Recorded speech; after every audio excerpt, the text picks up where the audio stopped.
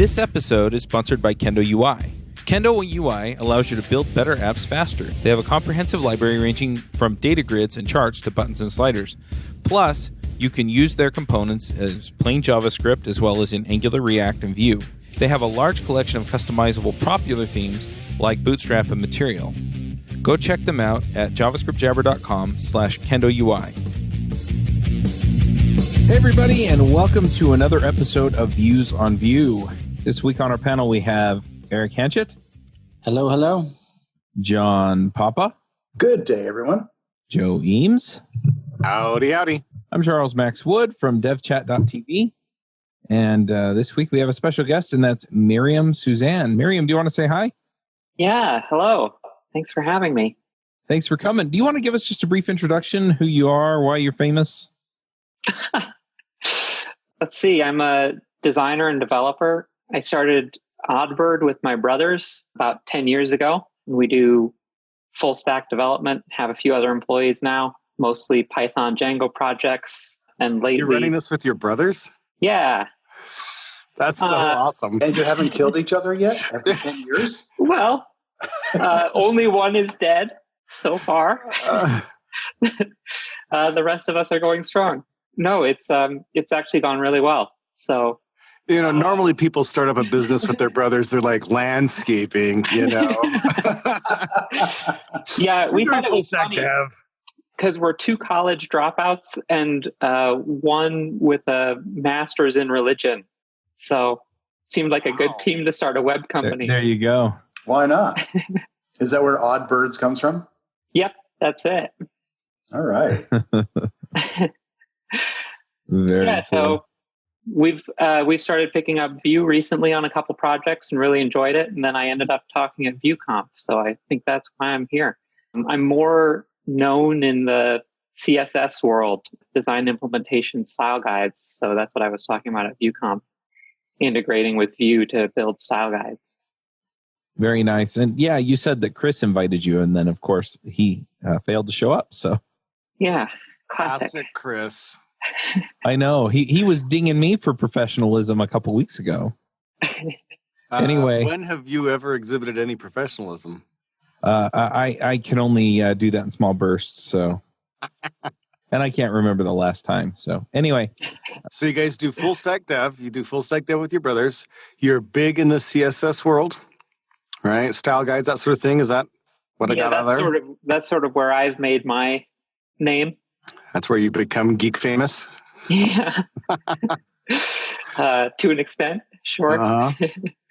I built a grid system at one point that got popular, and now it should die. Okay, I want to hear about this because I think all of us have created something in an open source that was a great idea, and then like 2 years later, like, oh God, I wish people stopped making pull requests again. And I need a clarification question here on this. Grid systems are the CSS version of frameworks, right? For all of JavaScript, right? Mm-hmm. Everybody builds one. Uh-huh. Yeah. Okay. So mine turned out to be the first one that was taking the grid system idea and putting it in Sass and giving more control over how your grid system is going to look. So more customization. And that sort of started a trend then of others taking after that. There were several others that came along that were built on that idea, but it lasted way longer than it should have. It's called Susy, got kind of big in the Sass world, and then Sass got big. And so that sort of launched a lot. But at this point, I mean, really, by the time it was becoming super popular, I wasn't using it anymore, just maintaining it. At this point, with grids and Flexbox, there's just no reason for people to still be using outdated grid libraries. Wait a minute.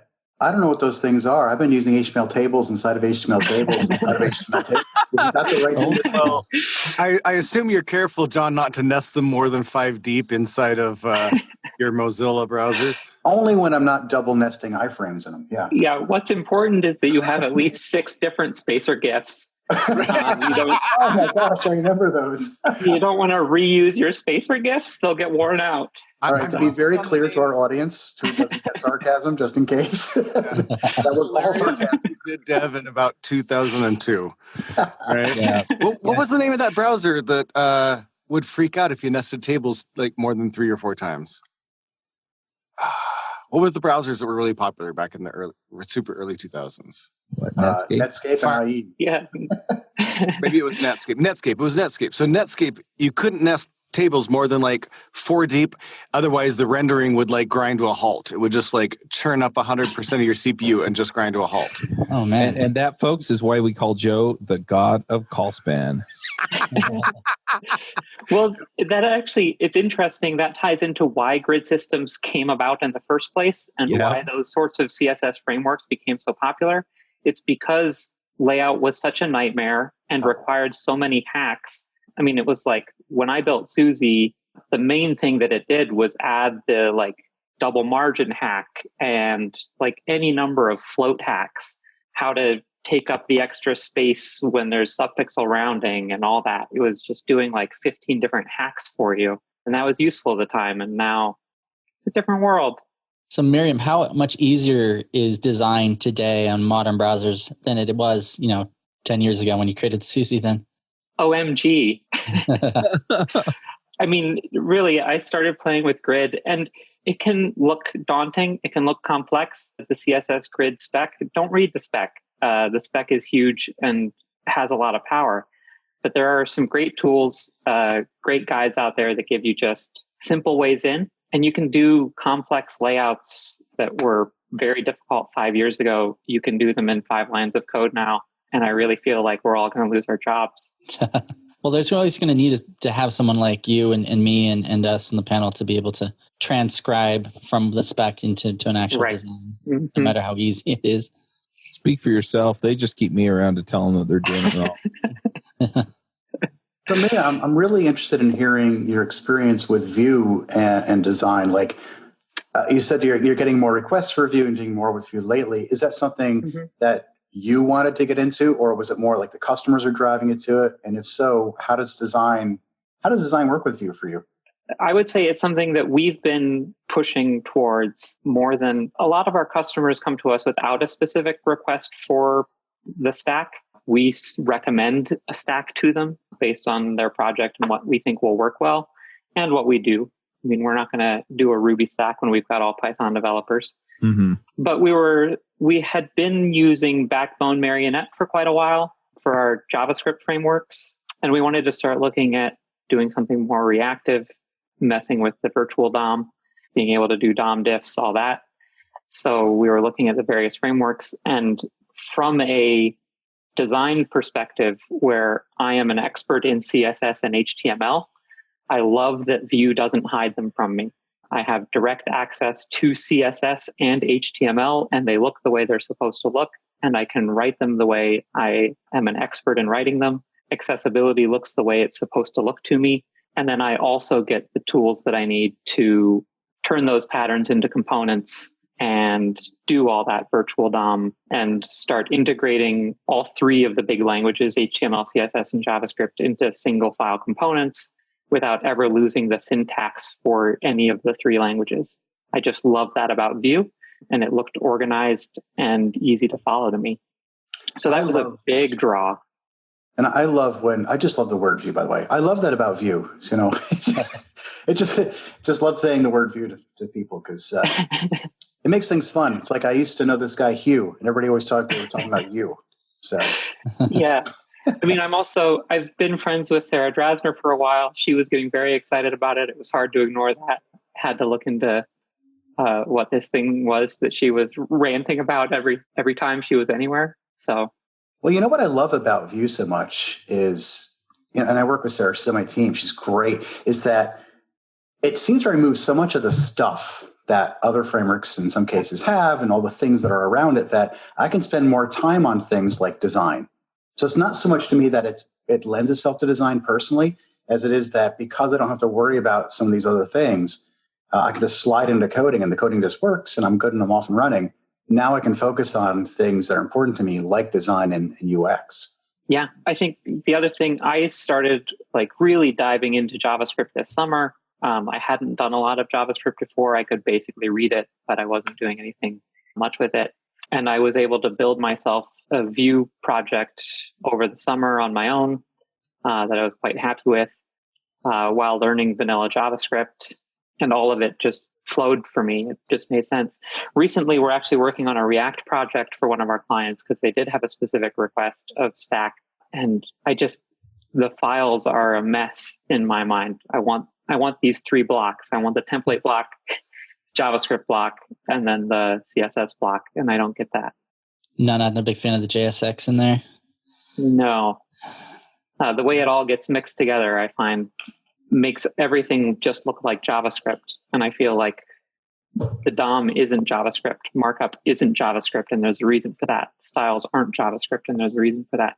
Mm-hmm. These languages have actually developed to be the best language for their task. We don't need to make them all look the same. How is it with Django in the back end? You said you guys have Python. You just use that as like your API in the back end, and then right frameworks or React or Vue is in the front end then? Exactly. You just use Axios to connect, I'm guessing? Or? That would be a question for somebody that actually writes that. So that was funny when I was learning JavaScript, because I had written such complex Sass projects. A lot of it was very familiar. It was, I know how to deal with objects and arrays and functions and loops and whatever. Like that's all, it's just the same, just learn a new syntax. And then I hit like API requests and I was like, oh, this is new. You don't do that in Sass. Nope. Very interesting. Can you talk to I'm going to change topics here for a second. And I know we briefly mentioned that you did a talk at ViewConf and on agile design systems. So what is a design system? Yeah, I would say a design system that's a sort of an umbrella term that covers lots of different techniques for helping with design consistency across an application, as well as helping with communication between designers and developers and designers and other stakeholders. So there's lots of aspects to it. So design documentation falls into that, just that communication part. Building component libraries falls into that. That's sort of like enforcing consistency across a project, which comes with more advantages than simply everything looking the same. You also get, like, if you've got a component library, you can bake important decisions about accessibility into the component itself.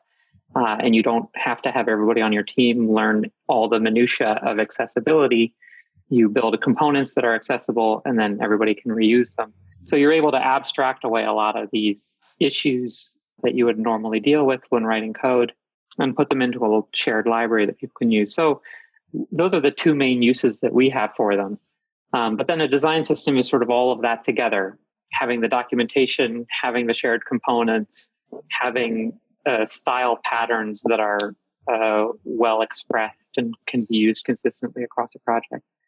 Often design systems are also talked about as a way of handling multiple applications that should fall under a similar brand. So that'd be like a Salesforce Lightning design system. There's a million Salesforce apps that all use the same design system.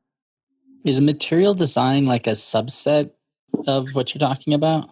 Yeah, so material design would also be a design system. And I think people have built component libraries. I'm not sure if Google does itself. I think a lot of material design is the documentation side of things, sort of the description of how the designs should be used, how colors are used. I haven't dug into material as much. Did you do some stuff with Vuetify then? I've played with Vuetify briefly, mainly when I was writing that talk. A lot of so Vuetify, I think, takes material design and builds a Vue component library around it. Is that a correct understanding? Yep. So I played a little bit with that when I was preparing the talk. That's not as useful to me because I've not needed to use material design on something, but it's a project that I would look at if I needed to use material design in a Vue project. It seems like a nicely done. What we were doing more of is building tools that would help you generate any design system you need. So because we're going from one client to another and we have to work quickly on a project and get it ready for handoff and then hand it off to an internal team often. As a consulting agency, we're going from project to project very quickly. We don't have a dedicated team working on design systems. We just want a nice handoff. So we want the design system to be baked into everything We want to be able to hand that off after moving quickly on a project. So that was this idea of the agile design system, a design system that can grow and change very quickly and scale from 0 to launch and then beyond without having a full-time team working on it. So for us, that was building tools in Sass and in Django and whatever other tools we're using, where code documentation and the way we write code automates a style guide and a component library that everybody can have access to. I'm a little curious with this kind of setup. Do you ever run into the issue where people assume that the component they have has all the accessibility and stuff baked in because everything else does, and then it turns out it doesn't? Well, hopefully we're not handing them a component that we haven't baked accessibility to. If we do for some reason have that, hopefully it's marked in the documentation. I mean, design systems, I would say, fall apart almost 100% because of human error or just not being documented. It was the first thing that I learned when I released Susy. Susy had no docs when I first put it out there. And then very slowly I was adding docs to it and everybody was confused and nobody understood what it was that I had built. And then I realized that everybody was only using the features that I had documented. And I was like, oh, right. I don't think those are actually the best features. They were just the easiest ones for you to start with. Mm-hmm. Oh my gosh, that is so true of every project ever. Yeah, it is. Yeah. Well, the best part is when they use the features you specifically don't document because you don't want those to be used because they're like behind the scenes and they're going to be changed. And then everybody relies on them. My experience was just that if you don't document it, it doesn't exist. And I think that that's like core to a design system philosophy. A pattern doesn't exist if you haven't documented it. So you can't claim that you have style patterns if there's nowhere to find them. If nobody can learn them, they're not there. They'll disappear in a day. Yep. When you hand off the code and you obviously hand off all this documentation, is that how it works? I mean, obviously this whole process, this whole design system that you're designing for your clients, it's integral deliverable that has to be given to them, and you'll assume that they're going to be using that design and style guides for their project going forward. Yeah, we hope so. So people have often asked me, like, how do we sell clients on this? And we kind of don't. We just build it and then give it to them. And then 5 years later, they come back and say, oh, that was good. We had to do less upkeep because we had all that in place. But it is that a lot of it is baked into the code. So hopefully if they're following our patterns in the code, the style guide just stays up to date. But then we also try to show them around the style guide that's generated so that they can go look there, check for components, make sure they're not duplicating effort, all that. Yeah, I've worked at places where we've gotten code handed off with design guides and style guides, and then it slowly erodes over time, and less people look it up and see how they're supposed to do it, and then all of a sudden you got 10 different ways of people are doing things instead of using what was created for that purpose. I guess it just has to it has to be something like built in to the designers and the developers that, hey, we have this system in place, we should use it. Yeah, that's why I sort of insist on this. Like, it should be baked into the code itself and not just a separate document, not a PDF that we're sending them that's unrelated to code. So all of our colors live in a single Sass map, and you can always go look at that map, and any color that's added to the map will automatically show up in the style guide. So if you look at the style guide and it's a mess, that's because your map is a mess. And if you look at the map and it's a mess, the style guide will be too. So hopefully people then keep it clean, but we can't control that. One other thing that I want to jump on here, I really, really, really love Sass and SCSS. How do you write Sass or SCSS with Vue? So you can, in a single file component, you can just say style lang equals SCSS. And well, at least that was true in Nuxt. It's still there, yeah. Yeah. You just made my life better. Yeah. And it's great. And you can have some files, if you have global files like configuration stuff, like our map of Sass colors, you can have those either automatically loaded into components or you can import them in each component as you need. And I love also with Vue that I can, for a component, I can with a single word change it from scoped to not scoped styles, just depending. I have various layers of like global styles that don't live in a specific component, and then styles that do live in a component, but I'm okay with it. I'm okay with a little bleed. And then styles that are explicitly scoped. What's the best practice for that? We try to, at our work, we try to keep all our styles inside each component, but then there's some part of it, it's like, well, maybe we should put some of this in the global, like our global styles. I don't know. Yeah. The way that Sass is designed, or that CSS is designed, it's specifically attempting to solve this problem of how do we create global styles where we can write fewer styles and have them apply to more things. That's explicitly the problem that is being solved by CSS. We wanted to no longer write inline styles that are so narrowly scoped. We wanted to be able to create classes and basically design systems. CSS was built for design systems. Some of that API is limited with just the selectors that we have and no other sort of namespacing, but that's what it's for. So in my mind, if you've ever seen Harry Roberts' inverted triangle, I think that's a good thing to look up, inverted triangle CSS. He's done several talks on that, and I use that similar idea, which is basically that at the top of the triangle, where it's wide, we want global styles, configurations. We often at the very top of that triangle have lots of metadata. So Sass maps and variables and functions full of information about our site that don't generate any CSS at all.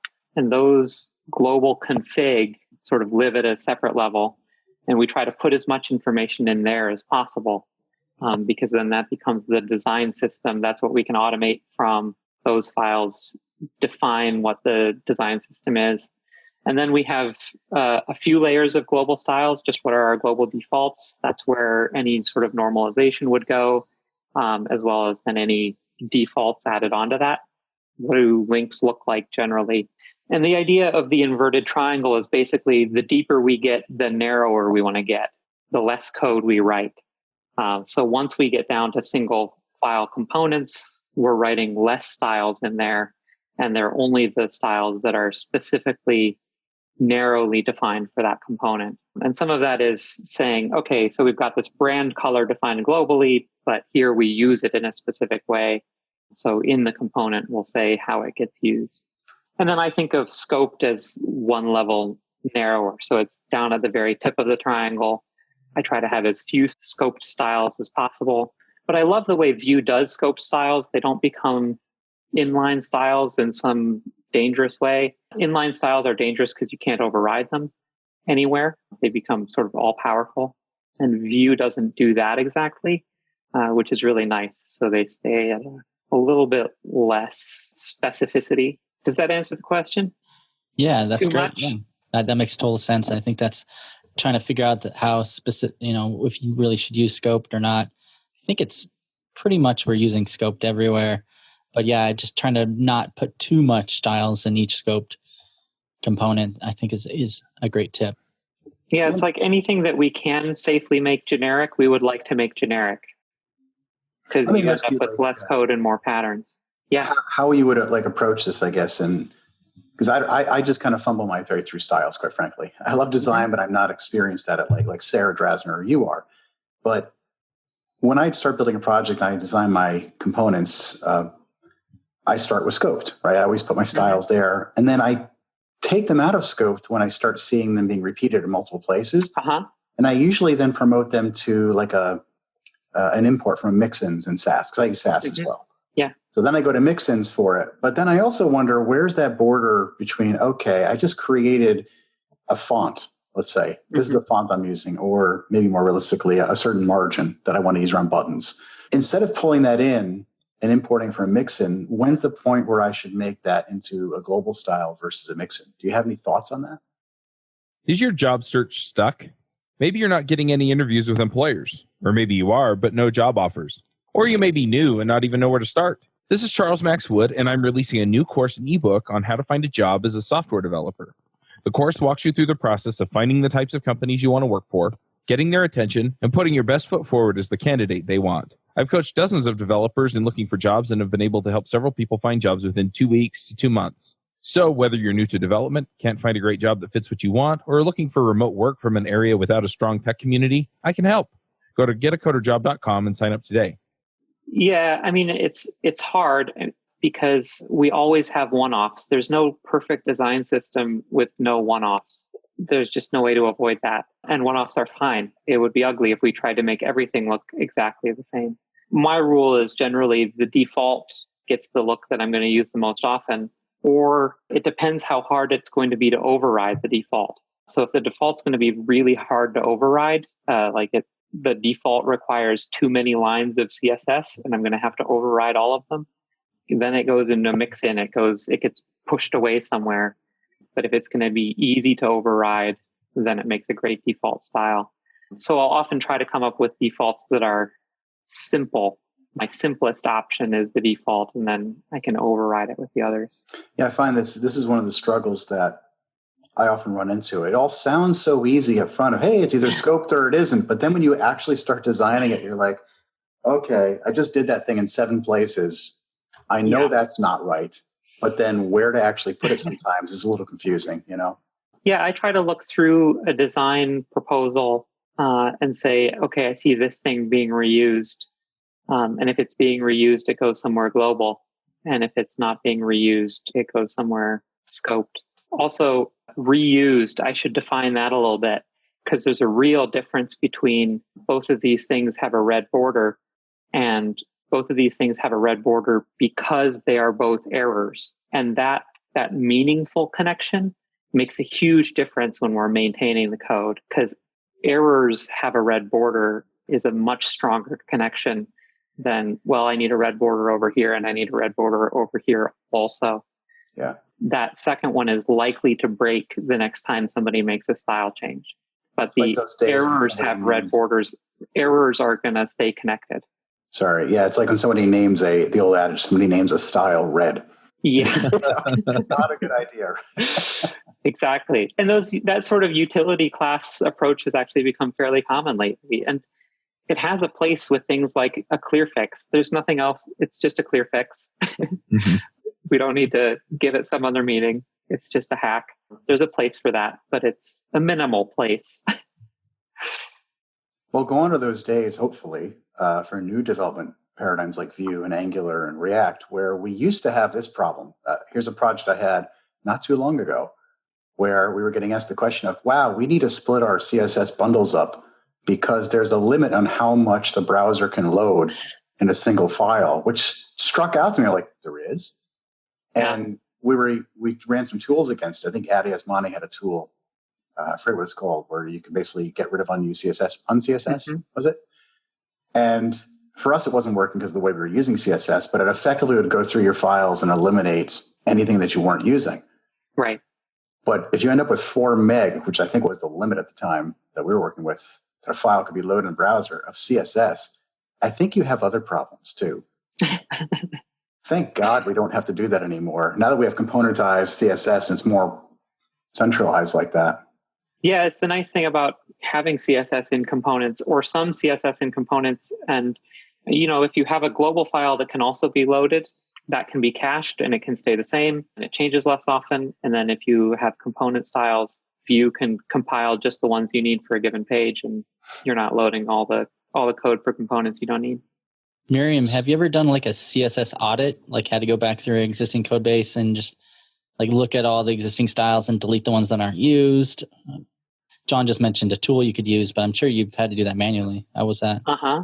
Yeah, often that's somebody wants a redesign and nobody documented the initial code and you just have to go through and figure out what's affecting what and pull it out. Or I've often been brought in to do layout audits and fix the layout. And it's a lot of the same sort of digging through. Tools like that are super useful for just real quickly finding what's not used. But also I will just delete a chunk of code and see if anything changes. Depending on, you got to have a site that you can actually see all the parts of if you're going to do that. Because if there's hidden parts of the site, you might be deleting something you just don't see on the page. But yeah, it's there's not a quick answer to that besides those sort of automated tools that will figure out what actually appears in the code base and what doesn't. or on the website. Switching gears a little, I'm kind of curious because I'm terrible at this. How do you decide on what fonts, how many fonts to deliver, make sure they're not overtaking the size of the browser? Because often, quite frankly, I'm like, ooh, that's a cool font. Let me include that. And then I realize on mobile, the whole thing's like blown apart. Yeah, well, the usual design rule that you stick to no more than 2 or 3 fonts works out well for performance if you can keep that rule in mind. I don't know. I always feel like all of these rules depend on the project. And if I'm doing an art site where I want 15 fonts, I'm going to have 15 fonts. And I'm just going to have some more limits on who can load it.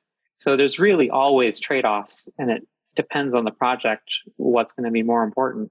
But there's also trade-offs between serving the fonts yourself. How many different file types are we going to serve? Can we just do WAF2, or do we have to also support something that's running SVG fonts or TTF, or, how few files can we load? And then there's other advantages to a CDN like Typekit or Google Fonts. I often prefer serving my own, but we've been using Typekit lately on various projects, and Google Fonts too. It's all just little trade-offs here and there. Where is the font available? Where do I need it to be available? And how few can I load? Sorry, there's no rule. Maybe that's why I'm not good at it. Yeah. I'm with fonts. I'm like, I go to Google Fonts. I'm like, oh, this looks good. Yeah. I mean, I see some other sites using this. I'm going to load it. And then I know that tons of sites use Google Fonts. So maybe that's fine. I don't know if it's cached more places or. Yeah, and we're joking around quite a bit about this, but in all reality, I remember actively working on a project that we got the entire site to be loaded in like 0.2 seconds. It was super fast everywhere on mobile and everything. Uh-huh. And then we added a font, and it literally was like, 5 seconds long to load this thing. We're like, and at first we didn't know what changed. So that's why I asked this question of, oh, geez, when you're dealing with slow connections or Li-Fi situations, especially, I think you got to be cognizant of not just your JavaScript assets and HTML, but also your fonts and images too. Yeah. Be very careful of inlining fonts with base64. That's generally going to be huge and be blocking code. So avoid that. What is base64? So you can take a font file and convert it to this string format that you can put directly in your CSS. So it's taking the entire font file and inlining it to your CSS directly. And it makes your CSS files huge, and it is not actually the fastest way to do things. It looked really, people were excited about it because less HTTP requests. That's got to be great for performance, but it didn't pan out. Don't try it. I use it in one occasion where I'm loading a single glyph font. I want just the ampersand from a font, and then I'll inline it because it's so small. But generally, it's bigger to put it in the CSS file than to call it separately. But yeah, I mean, if you're using Google Fonts or Typekit or something, only bring in the weights and styles that you need. Make sure you're not bringing in extra bold and extra light if you're not using them. Tricks like that can help narrow down also the size. Cool. Yeah, I definitely, I've used quite a bit of Google Fonts and some Typekit, but that's about it. Do you want to tell us a little bit about what you're doing in Vue now? Yeah, so we've got a side project we're working on with the company that's trying to handle collaborative writing in a new way. And I'm excited about that. That's been a lot of fun to play with. And I'm playing with page transition animation stuff that is easy to do in Vue and Nuxt because it's got built-in page transition tools, which Sarah has talked about quite a bit. You can go find her talks. But then I started my own project. I wanted my own way to do slide decks. I give talks all the time, and I was giving 3 at the end of August in Argentina and then California and then Spain. And I was like, I want this to work the way I want it to work. I want to be able to embed demos easily. I want to be able to style it myself. I want to write it all in Markdown and pure HTML. So I started building a Vue tool that does all that. It reads my own Markdown syntax files and breaks them into slides and then throws them through a Markdown parser and then embeds demos and also creates a separate page for each demo so I can link to them directly and was a lot of fun to actually get that working as my first JavaScript project. That sounds like fun. Yeah. What was the trickiest part of that? Well, trying to figure out exactly where the markdown should live and where it should be read from. I went back and forth between, at one point I even tried putting it in the environment, all my markdown in the environment variable, which is crazy. I tried using the Vuex store. That didn't seem quite right. Right now, I'm just reading it all as static files and generating a static site. I played around with whether they should be like a dynamic talk page that takes then a parameter from the URL and loads up the markdown from that. And that didn't quite work out because I couldn't generate the static site from it. So there was a lot of that, just figuring out exactly how this should be structured. How I could also it was really important to me that I could get live reload as I'm working on a talk. So that was a big part of solving that problem, was just where can I put these files that when I make a change to the file, I'll get live reload on the site. I got it working. So it works now. I call it Viewfinder. Cool. Are you going to open source it?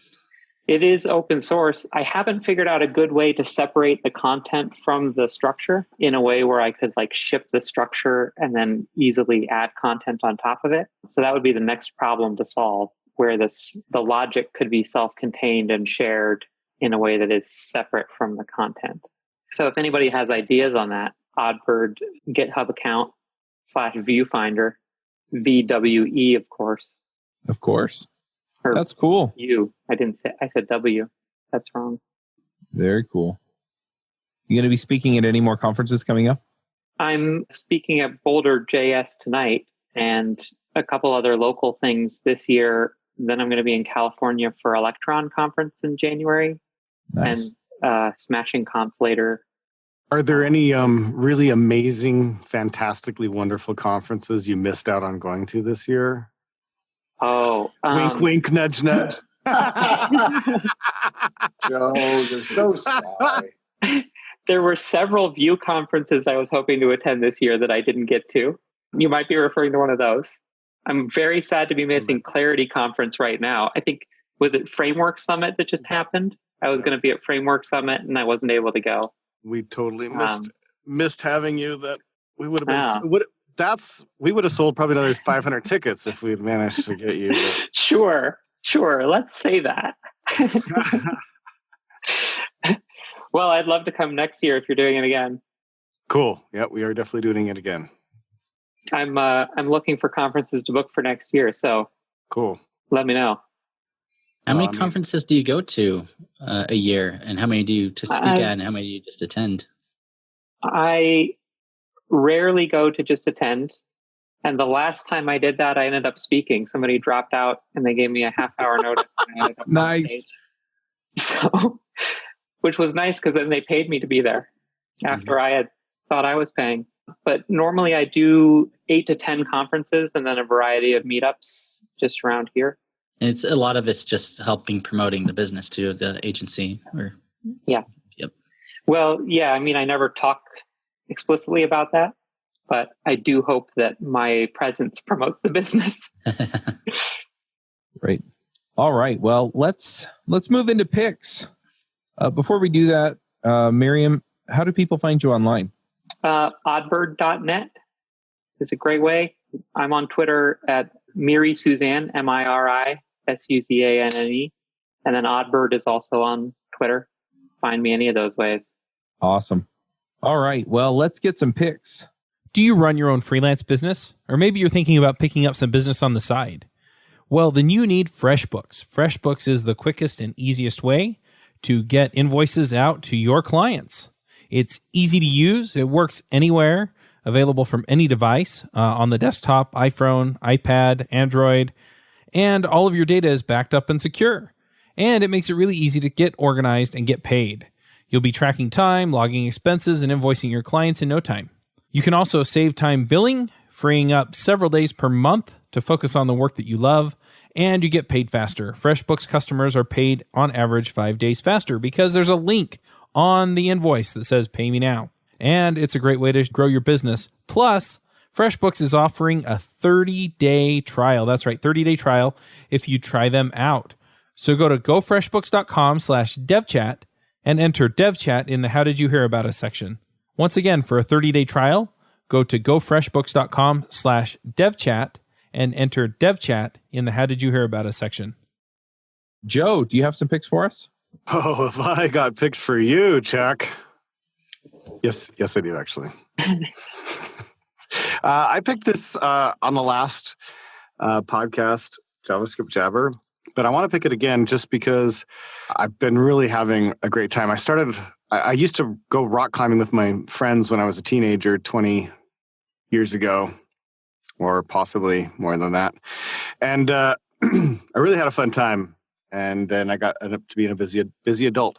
And recently I got back into it. I signed up with the local indoor rock climbing gym and started going with my kids who are now teenagers, who are having fun. And my wife will come with me.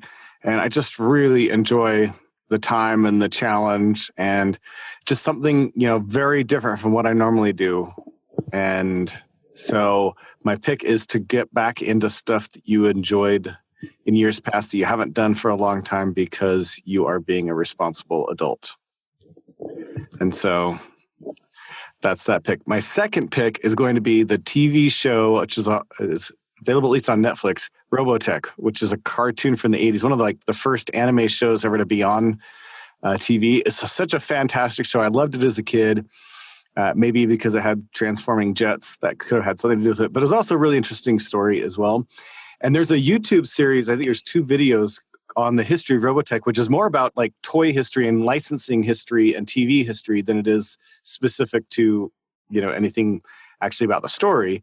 But it was fascinating as well to see this because it was a Japanese show and it was licensed by an American company that was trying to bring it in, and the history that they went through. And basically, it showed up that the 3 seasons of Robotech they were totally different cartoons in Japan that had nothing to do with each other. They're done by the same company, same animators, very similar style, and they strung them together. And when they dubbed all the Japanese and English, they tied the story together that way.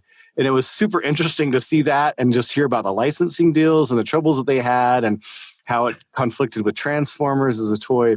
I was just fascinated by it. So if that's at all interesting to you, I highly recommend both the show and the YouTube. There's, I think, a couple of videos, the history of Robotech. Those are my picks. Awesome. John, what are your picks? Got 2.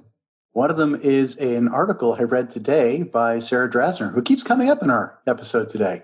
Sarah is awesome. She wrote in CSS Tricks this article called How to Import a Sass File into Every View Component in an App, which was, I found that interesting. It was very simple to do, and she kind of walks through the steps. And in Sarah's great way, she makes it super easy and a fun read in about 3 minutes. So definitely check that out. That's one of my picks here, and the link is in the show notes. And the second one is, because I didn't have enough to do, I have another podcast that I'm running, and it's called Real Talk JavaScript that we just started up. And Chuck has been great at kind of giving me tips on how to get things started.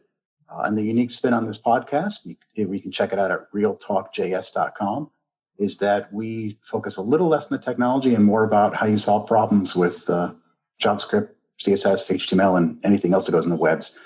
Maybe we can have a show on fonts one of these days. So those are my 2 picks. Awesome. And that's at realtalkjavascript.com? Realtalkjs.com. Realtalkjs.com. All right. Erik, what are your picks? Yeah, I have 2. One is this library I've been using. It's actually a CLI. It's called AWS Amplify. So one thing that some people have troubles with is Amazon, deploying to Amazon, adding authentication through Cognito and everything that goes along with that. So this new library, it's not really new, but it's newish, kind of tool makes it really easy to deploy your code. You can do it right from the CLI. It'll help you generate your S3 buckets, your Lambda functions. It has a lot of cool features to get up and running. Some people have said it reminds them of some of the tools that Heroku and Netlify use to do deploys and things like that. So you can do it right on the command line. It kind of generates everything for you. It also has all the Amazon Web Service goodness, so you can get up and running really quickly. You don't have to go and and figure out how to create an S3 bucket or how to set up Cognito. It can just kind of give you some sane defaults and set up everything for you. So I'm really enjoying using that. And it has libraries for Vue, React, and Angular. So you can just kind of pop it into any of your projects, run Amplify init, and then kind of get going right away. So that's under aws-amplify.github.io. My second pick is I'm a Whovian. I'm a Doctor Who fan. Season 11 just started with Jodie Whittaker. She's the 13th Doctor. So if you're a Doctor Who fan or have never watched the show at all, never watched the modern Who or the classic Doctor Who, this is a good time to start because this new series has a new Doctor. It doesn't have too many tie-ins to the old series. It's great. Hey, Eric. Yeah. Is the Whovian, is that also the same name they apply to people who really, really, really love Whoville by Dr. Seuss? Yeah, I'm not clear on that. I don't know, but that probably. Or the Who. But anyways. Yeah, it's a cool series. So sci-fi, British. Check it out. Nice. I Chuck. haven't watched it in a while. Yeah. Hey, I need to jump in with one more pick. Go ahead. I forgot to pick. I recently picked up a copy of Erik Hatchett's new book, Vue.js in Action, which is pretty free. I managed to secure a signed copy, which was really, now it's a collector's item. And I know everybody out there is going to be like, I'll give you $500 for it, but sorry, I'm keeping it. But nonetheless, I actually want to add that in as a pick. It's a really great book, really well formatted, really well put together. I've enjoyed the parts that I've read so far. I haven't gotten through the whole thing yet, of course. But why do I see Eric handing Joe some money right now? He's trying to buy the book back. There was no. Yeah. My signature's worth far too much. I need it back. I need to check that out. I didn't realize it's out. I have to check that out. Yeah, it's out, and it's what I really like about it is it's not actually a huge book. What is it? 120 pages? Well, it's over 300 pages. Is it over? Well, it's like to about 300 pages. Maybe it just feels so much more digestible. Right? It's all pictures, so it's all pictures. Like just Joe's copy. I feel like most textbooks, if I see these big, huge, like thick, like 2-inch thick textbooks, I get so overwhelmed. And so it's actually a really reasonable size. I felt very digestible. It's, going through it goes through at a really reasonable pace. So I don't know. Anyway, that's one more pick for me. Thanks, Joe. Nice. I'm going to jump in here with a few picks. So I got some stuff in the mail, and I'll probably hold some of it up for the camera. But Joe was talking about stuff that he did in high school. And one of the things I did in high school was Dungeons and Dragons. Of course, I used to play with Joe until he changed it to a night I couldn't come. I think he did that on purpose. But anyway, I ordered some stuff. I've been playing with my brother who's poor, and so he doesn't have all the nice stuff that Joe has to play with. So I ordered some of it. So I've got this mat with markers that, it's a grid map, so you can draw maps and stuff like that. I think it'll make playing the game a little easier because we can visualize what the room looks like. I also got a whole bunch of little figurines that are also on the floor here next to me. And it's just been fun to get back into that and play it. It was fun to play with Joe too, but he doesn't like me to come anymore. So anyway. Oh, Chuck. Yeah. We miss you, my friend. We miss you. Yeah, it was nice when we were friends, but if you don't want to be my friend anymore, I guess I understand. So anyway. Somebody took their G.I. Joes and went home. That's right. Anyway, I also have been reading this book called Extreme Ownership, and it's by Jocko Willink and Leif Babin.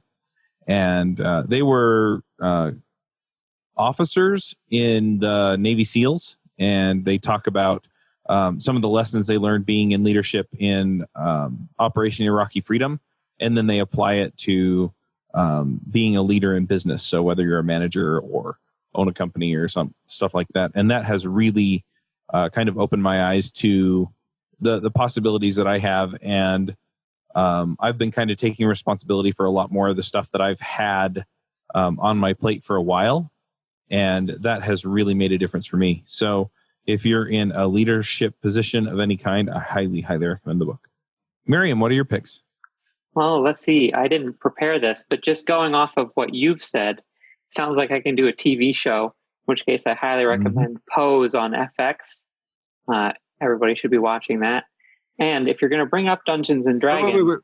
I want to hear more about the show. Pose. Just like the teaser trailer doesn't give me enough. I need. Yeah. Okay.